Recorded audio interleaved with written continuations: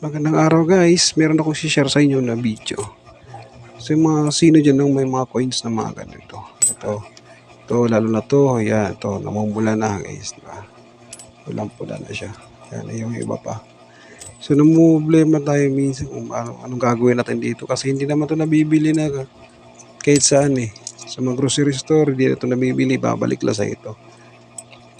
So dati, kasi meron kami piso eh, talagang yan ko, ginadyan ko lang. Ngayon, aksidente ko na-discover na malilinis pa pala natin to na hindi ka na lalayo pa o nabibila ng mga nasa sarili mo lang bahay o nasa sunod ng kusina mo lang ingredients.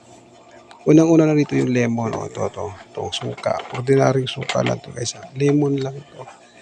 Mas maganda yung may branded talaga na suka. Mas matapang. Pero ito ordinary lang to. Lalagyan ko lang siya. Bababad ko lang siya sa lemon. Yan. Kailangan babad siya guys para malinis talaga. Yan. Kailangan gagawin natin na. After nan, babad natin tatakpak na to. Sekundary tapon.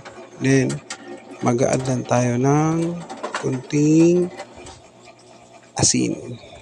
Ito guys. Lalagay tayo ng asin dito. Yan. Kunting asin lang.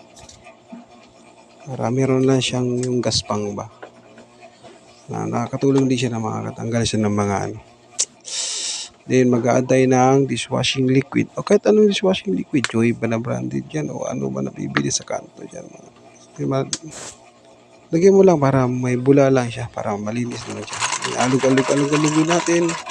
Alug mo lang. Shake. After nyan, babad lang natin ng ilang minuto.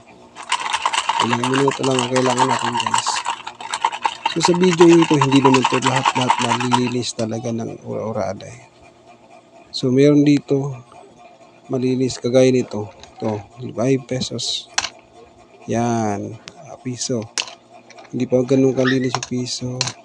Tignan mo yung 5 pesos. Ayan, luminaw na siya. Yan. Bumalik talaga siya ng kulay niya guys.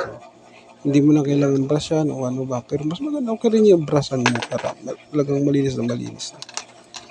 Ayan, isa pa tong 5 pesos guys. Kulang pa to eh. Babad pa natin to ulit para talaga namang sulit. Yung iba dyan, hindi pa talaga kasi kulang pa sa babad. Para hanggang dito na lang guys. Maraming salamat.